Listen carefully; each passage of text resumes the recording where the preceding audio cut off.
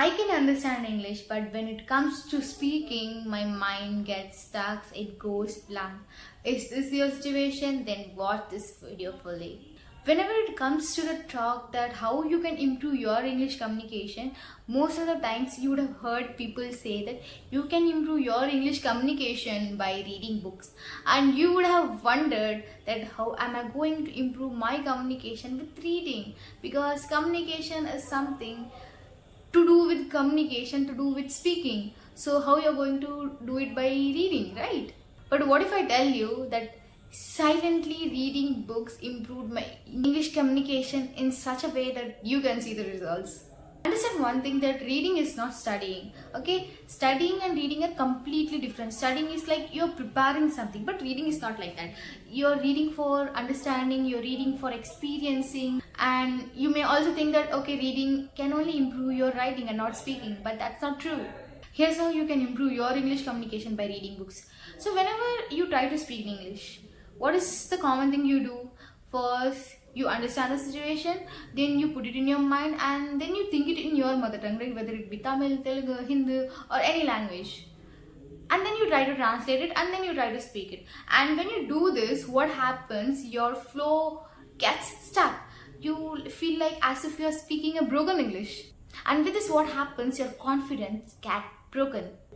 So here's the solution, how you can improve it, how you can get out of your fear, how you can get to that flow by reading books. The first thing is the most important thing people want is words. Okay, right? So when you try to speak English, the reason why you are feeling difficult because you're not getting the right words. Okay, you don't know what words you should use in certain situation, and that's why you're struggling, right? So by reading books, you get to know a lot of words which you can include in your communication, right? Because in books you don't find any random words. Okay, especially like novels. Okay, in that you will find words which you can use in your day-to-day life. Okay, not any random words like supercalifragilisticexpialidocious, something you cannot use. So the first thing is vocabulary. So when you get to know so many words, you get that confidence to speak. And then comes your sentence structure. Okay, when you get to know the words, the second difficulty which comes is the sentence structure, how you're going to form it. Like you may worry about the sentence structure, like whether it would be grammatically correct or wrong, right? And by reading books, you will get to know a lot of sentences, because in novels you can find many conversations, many dialogues where you can understand how a sentence should be formed. And when you read those things, you can use it in your day-to-day life. Like it happened with me in my personal experience when I used to read novels, and suddenly there's a situation where I have to speak, and then suddenly what happens, the same exact sentence which I read in a novel, that comes out of my mouth. Okay, that's because I was reading it and I was able to understand, okay, this is a situation where I have to use this line. Okay, and then comes the third thing, which is the flow. Okay, flow is very important when it comes to a language, and flow only comes when you're familiar with the language. And when you read English regularly on daily basis, you get familiar with the language, you get familiar with the words, with the sentence, and with the whole English thing. And when you get familiar, what happens? Slowly your fear reduces and your confidence goes up. Few things you have to keep in your mind while reading is that if you really want to work on your pronunciation and enunciation, don't just read in mind. Okay, don't just sit quiet and read the book quietly.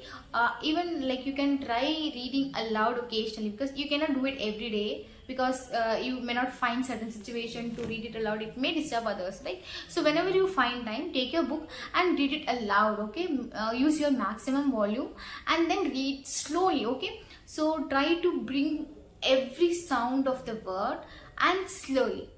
Okay, for example, you can go like this, you can take any book and then go like this. However, most of these are in fact American rather than Anglo, and this should make us question the usefulness of this widely accepted category. Okay, loud and slowly. So with this, what happens?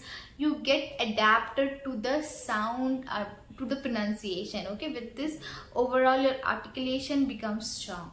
So these were the ways in which you can improve your English communication by reading the first vocabulary, then the sentence structure, then the flow, and then how you can improve your pronunciation by reading aloud and slowly. Okay, because when I was started reading books, I didn't start it for improving my communication. All I started it was because of self growth. Okay, for self improvement. But later I realized that how it helped to improve my communication. So just stop thinking and go for it. And here are common mistakes you should avoid if you are a new reader. The first thing is, don't ever go for difficult and complicated books. Always go for simpler books with simpler vocabulary, with simple language. And don't take a bulky book, because when in the beginning you feel it difficult to complete it, then you start getting bored. So always take a simpler book with a low volume.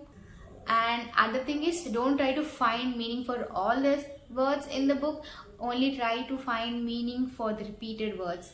And please maintain consistency in reading, because once you lose consistency, and then you lose interest in reading books. Remember that reading is not about understanding it completely, but it's about exposure. Okay, so just do this. First, read at least for 10 to 15 minutes daily, and then read for flow, not for perfection. Underline only repeated words and learn its meaning. And finally, read aloud occasionally. Always remember that reading one page every day is better than no pages for 10 days. And if you really found this video helpful, please subscribe to my channel, like this video.